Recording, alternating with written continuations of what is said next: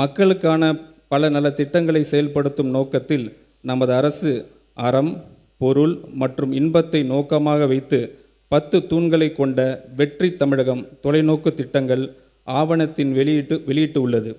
அதன் அடிப்படையில் திட்டங்களை அடுத்து வருகின்ற 1ஆம், 3ஆம் மற்றும் 5ஆம் ஆண்டுக்குள் நிறைவேற்றத்தக்க திட்டங்களை வகைப்படுத்தி அவற்றுக்கான செயல் வடிவம் கொடுத்து வருகிறது. தேசிய அளவில் பல சமூக பொருளாதார குறியீடுகளை முன்னணியில் விளங்கும் மாநிலமாக தமிழ்நாடு பல ஆண்டுகளாக இருந்து வரும் நிலையில் தமிழ்நாட்டை வறுமை இல்லாத அனைவருக்கும் சம வாய்ப்பினை வழங்கி அதன் மூலம் சமூக நீதியினை நிலைநாட்டும் மாநிலமாகவும் 2036ஆம் ஆண்டுக்குள் $1.5 டிரில்லியன் பொருளாதாரம் கொண்ட மாநிலமாகவும் உயர்த்த தேவையான சமூக பொருளாதாரம் மற்றும் மனிதவள முதலீடுகளை மேற்கொள்வதற்கு நமது அரசு உறுதி பூண்டுள்ளது. இந்த தொலைநோக்க பார்வை முன்னெடுத்து செல்லும் வகையில் அரசு வெற்றி தமிழகம் தொலைநோக்கு திட்டங்கள் கொள்கையை ஆவணத்தில் இடம்பெற்றுள்ள திட்டங்களை நடைமுறைப்படுத்தும்.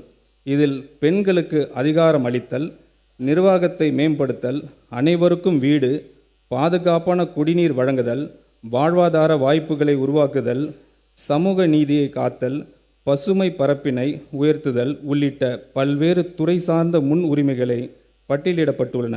இந்த அரசின் முதல் நிதிநிலை அறிக்கை உண்மையான தொலைநோக்கு திட்டங்களை அடைவதற்கான பாதையை வழிவகுத்து காட்டும். தமிழ்நாட்டின் கடன் 5 ஆண்டுகளில் மட்டும் 2 மடங்காக உயர்ந்து 10 லட்சம் கோடி ரூபாய் என்ற அளவில் இருப்பதை நமது அரசு ஆட்சி அமைந்தவுடன் வெளியிட்ட நிதி மேலாண்மை குறித்து வெள்ளை அறிக்கையின் மூலம் தெளிவுபடுத்தி உள்ளோம். மேலும் மாநில மொத்த உள்நாட்டு உற்பத்தி மதிப்பில் சொந்த வரி வருவாயின் விகிதம், வருவாய் பற்றாக்குறை, நிதி பற்றாக்குறை என பல்வேறு நிதிநிலை குறியீடுகளில் தமிழ்நாடு மற்ற இணை மாநிலங்களுடன் ஒப்பிடுகையில் பின்தங்கிய நிலையே உள்ளது.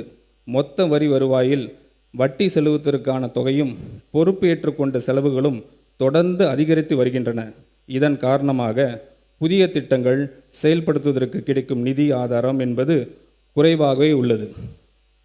இப்படிப்பட்ட ஒரு இக்கட்டான சூழ்நிலையில் மக்கள் தேர்வு செய்யப்பட்ட நமது அரசானது மக்களுக்கு கொடுத்த வாக்குறுதிகளை படிப்படியாக நிறைவேற்றும் அதே வேளையில் மாநிலத்தை இந்த நிதி நெருக்கடியில் இருந்து மீட்பதற்கு பல்வேறு முயற்சிகளை எடுத்து வருகிறது. முதலாவதாக பொது டெண்டர்களில் கான்ட்ராக்டரிடம் கேட்கப்படும் தேவையற்ற சான்றிதழ்கள் மேண்டேட்டரி சப்மிஷன் அந்த டெண்டர்கள் போட்டியில்லாதவாறு மாற்றியுள்ளன. இதை கலைத்து நமது அரசு டெண்டர்களில் வெளிப்படைத்தன்மை கொண்டு வந்துள்ளது.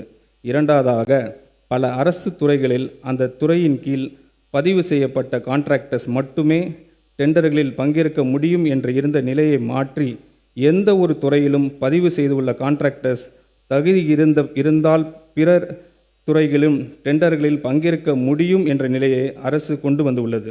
மூன்றாவதாக இளைஞர்களுக்கும் சிறு தொழில் செய்பவர்களும் அரசின் டெண்டர்களில் முதல் முறையாக பங்கேற்க ஏதுவாக குறைந்த மதிப்பில் டெண்டர்களில் உள்ள பல்வேறு விதிமுறைகள் தளர்த்தப்பட்டுள்ளனர்.